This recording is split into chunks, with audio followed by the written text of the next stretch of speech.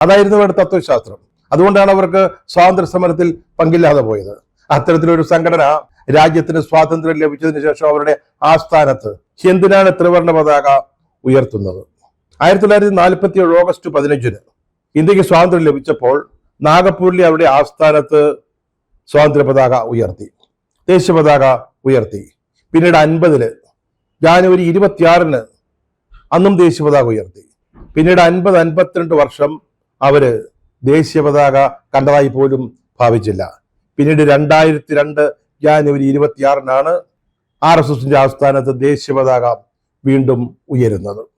ആ സംഘപരിവാരമാണ് നമ്മുടെ ദേശീയ ഗീതമായ വന്ദേ മാതരത്തിന്റെ 150-ാം വാർഷികവുമായി ബന്ധപ്പെട്ട് പാർലമെന്റ് 2 സഭകളിലും 10 മണിക്കൂർ വീതം ചർച്ച സംഘടിപ്പിച്ചത്.